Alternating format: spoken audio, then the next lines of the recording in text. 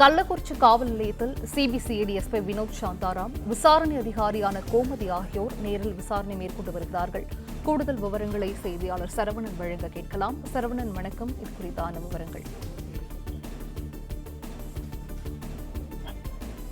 விஷச்சாராய விவகாரம் தொடர்பாக சிபிசிஐடிக்கு வழக்கு மாற்றப்பட்ட நிலையில் ஐஜி அன்பு தலைமையில, அதாவது சிபிசிஐடியினுடைய ஐஜி அன்பு தலைமையில அடுத்த கட்டமாக சிபிசிஐடியார் மேற்கொள்ள வேண்டிய நடவடிக்கைகள் குறித்த ஆலோசனை நடத்தப்பட்டது.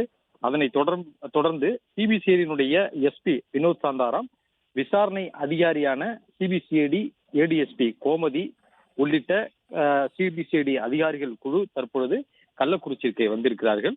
அதுல டிஎஸ்பி சசிதரன், ஆய்வாளர் ரேவதி மற்றும் மற்றொரு ஆய்வாளர் பாலமுருகன், மற்றொரு ஆய்வாளர் தனலட்சுமி ஆகியோரும் அந்த குழுவிலே இடம்பெற்றிருக்கிறார்கள். அவர்கள் அனைவருமே தற்பொழுது கள்ளக்குறிச்சி காவல் நிலையத்திற்கு சென்று விசாரணையினுடைய நிலை குறித்து கேட்டறிந்தார்கள்.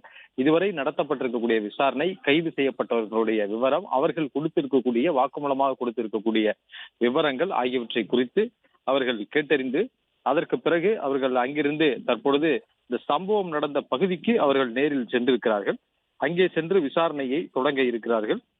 எஸ்பி வினோத் சாந்தாராம் தலைமையில கருணாபுரம் பகுதிக்கு சென்று அங்கே விசாரணை நடத்தப்பட இருக்கிறது. குறிப்பாக பாதிக்கப்பட்டவர்கள், அவருடைய குடும்பத்தினர், பாதிக்கப்பட்டவர்களிடம் விசாரணை நடக்கிறது. அதே போல அந்த கருணாபுரம் பகுதியைச் சேர்ந்த குடியிருப்பு வாசிகளிடமும் இந்த விசாரணையை அவர்கள் தொடங்குகிறார்கள். ஏற்கனவே காவல்துறை பொறுத்தளவுல அந்த இந்த விஷச்சாராயத்தை விற்பனை செய்வது தொடர்பான சாராய வியாபாரி கோவிந்தராஜ் மற்றும் அவருடைய தாயார் விஜயா, அவருடைய சகோதரர் தாமோதரன் உட்பட 10 பேரை இதுவரை கைது செய்திருக்கிறார்கள். இவர்களுக்கு மொத்தமாக இந்த சாராய சப்ளை செய்யக்கூடிய நபரையும் தொடர்ந்து தலைமறைவாக இருக்கிறார், அவரையும் தேடி வருகிறார்கள். இந்த நிலையில சிபிசிஐடி இந்த வழக்கை கையில் எடுத்திருக்கிறது.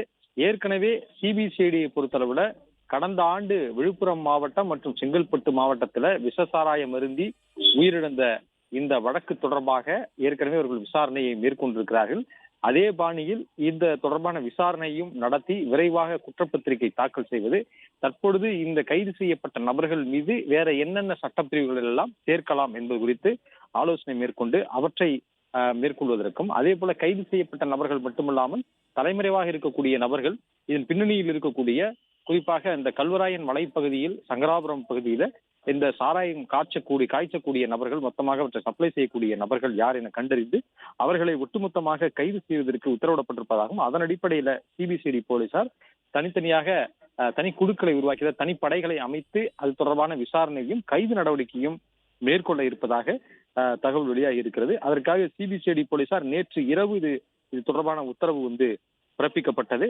அந்த உத்தரவை தொடர்ந்து தற்பொழுது சிபிசிஐடி எஸ்பி வினோத் சாந்தாராம் தலைமையில சிபிசிஐடி போலீசார் கள்ளக்குறிச்சிக்கு உடனடியாக வந்திருக்கிறார்கள். இன்று காலை முதலே அவர்கள் ஆலோசனை மேற்கொண்டிருந்த நிலையில் அவர்கள் விசாரணையும் தொடங்கி இருக்கிறார்கள். இது தொடர்பான சிபிசிஐடி விசாரணை தொடர்பாக முதலமைச்சர் வெளியிட்டிருந்த அந்த அறிக்கையிலும் கூட இந்த சம்பவத்தில் விஷசாராய விற்பனையில் தொடர்புடைய நபர்கள் கைது செய்யப்பட்டு தீவிர விசாரணை மேற்கொண்டு குறிப்பாக விஷசாராயம் தயாரிக்க மெத்தனாலை வழங்கியவர்களையும் கண்டறிந்து அவர்கள் மீது கடுமையான நடவடிக்கை எடுக்கப்படும் என்று முதலமைச்சர் வெளியிட்டிருந்த அந்த அறிக்கையில் குறிப்பிட்டிருந்தார். இச்சம்பவம் தொடர்பாக சம்பந்தப்பட்ட காவல்துறை அலுவலர்கள் மீது உடனடியாக நடவடிக்கை எடுக்கப்பட்டுள்ளதாகவும், குறிப்பாக அந்த மதுவிலக்கு அமலாக்க பிரிவு பணிபுரியக்கூடிய காவல்துறையினர் மீது ஏற்கனவே துறை ரீதியாக நடவடிக்கை எடுக்கப்பட்டிருக்கிறது. எனவே இந்த வழக்கு தொடர்பாக தீர விசாரித்து உரிய நடவடிக்கை எடுக்கும் பொருட்டு தான் இவ்வழக்கு சிபிசிஐடிக்கு மாற்றப்பட்டிருப்பதாக முதலமைச்சர் தெரிவித்திருந்த நிலையில் சிபிசிஐடி மிக தீவிரமாக இந்த வழக்கை விசாரிக்க தொடங்கி இருக்கிறார். விவரங்களை வழங்கியமைக்கு நன்றி சரவணன்.